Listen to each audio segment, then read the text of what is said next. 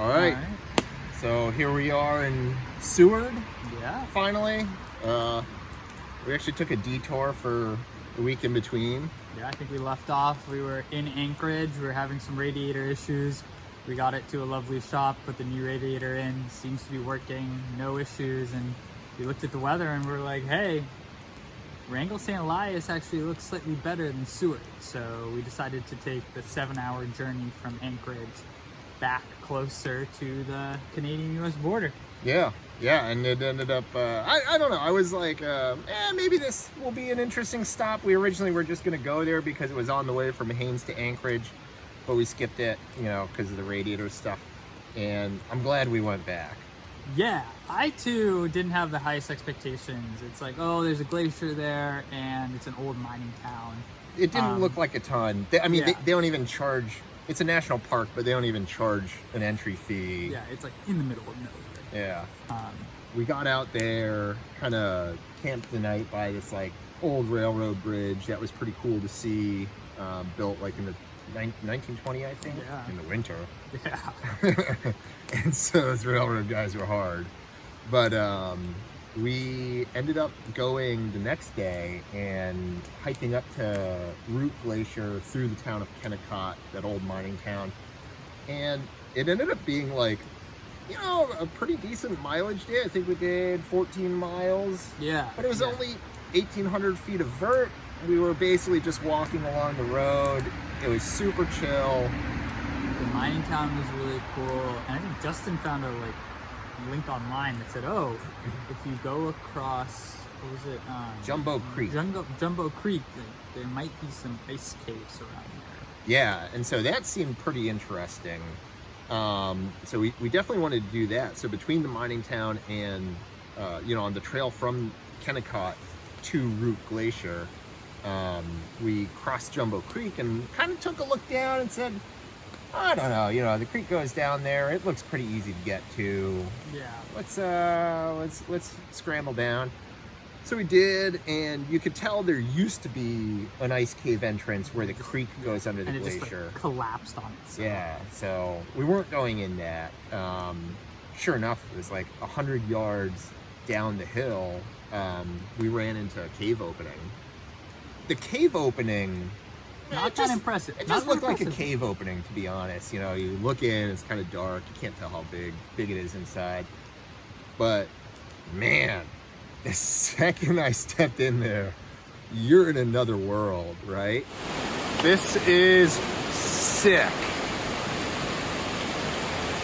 Dee's just outside in case anything happens.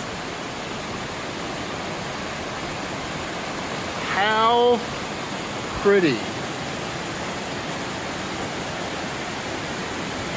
Yeah, we were able to basically walk through this ice tunnel and get to where we had seen, where Jumbo Creek came through and where we had seen the collapse.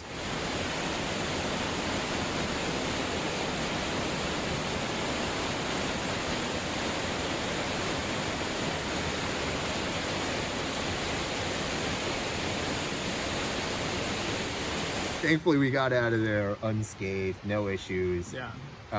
But yeah, so the glacier also, though, I think really cool. In and of itself would also have been just worth the trip. Yeah, Root Glacier is gorgeous. It's super white. Like if you close your eyes and think of a glacier, it is like exactly that. But even cooler are these really fun kind of springs and little ice caves full of water, or ice kind of tunnels. Crevasses and just gorgeous kind of sculpted features in the ice. Yeah, you've got streams running through, and so you've got waterfalls on the glacier, some of them disappearing into the glacier. Deep ice ponds. Yeah, that were brilliant blue, just set against the white. Yeah, we got super lucky. Yeah, Kennecott's a cool little town. McCarthy was a cool little town.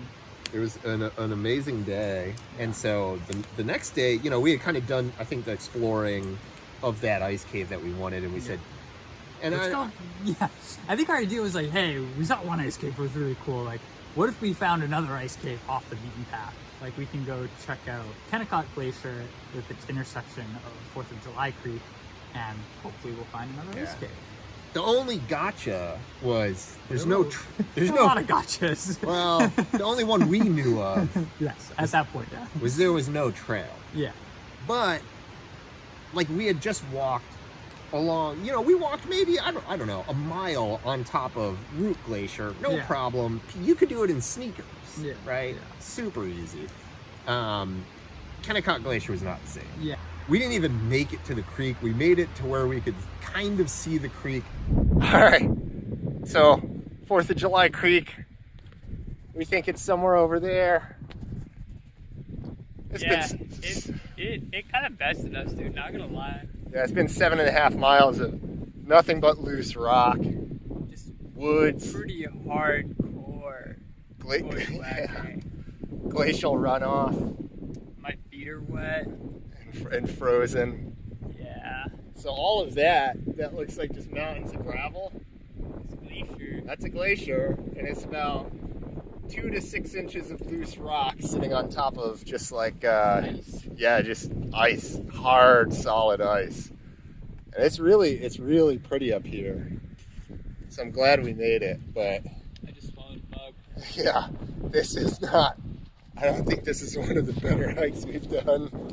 Yeah, the pain to gain ratio was heavily skewed to pain. Yeah, I do think though, when we were reflecting, it was definitely for me the worst hike we had done. Oh yeah.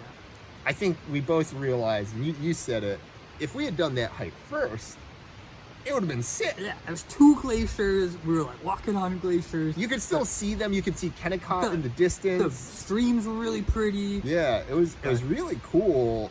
It just like compared to everything else we had done, especially the previous day. And the bar's been raised. Yeah, it has. But that being said, as we decided to kind of head out of Kennecott, Justin on Facebook found an interesting event for 4th of July in Glacier View, which was... But basically halfway between Wrangell, St. Elias, and Anchorage, and so it was perfect. Yeah, and I didn't really know what to expect. I heard vaguely, they're going to launch some cars off the cliff. And it's like, oh, okay. We were wondering, like, what do they do? Do they just push them down here or what? And no, they just, I think, weld the steering solid so it can't steer, and then somehow just pin the throttle and send these things running at full throttle off of the cliff.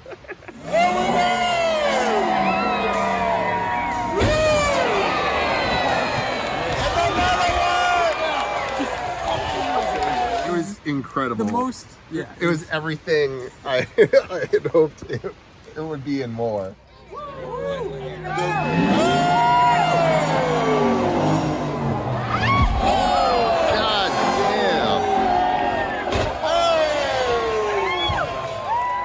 A relaxing 2 days after a pretty intense 30 mile of hiking 2 days, so that I think we were both really happy.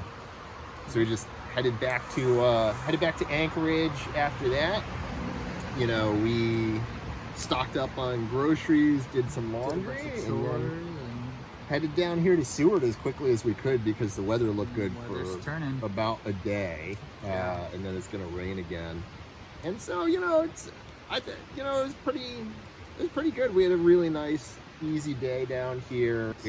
Exit Glacier in the Kenai Fjords. Is that how you say it? Yeah, something like that. Someone will correct. Yeah, and so we got to check off another natty park in Alaska. And so that's 3 down. We got 2 more. Hopefully we'll get to check off in the next month or so. Absolutely. So I think we're headed back to Anchorage and then up to Fairbanks and trying to figure out when do we do Denali, when do we do Gates of the Arctic. And we'll definitely keep you posted. Until next time. And then we were like, oh, well, we can always just send it through the creek, right? It didn't look that deep. No, but it was... Well, it was deep. It was...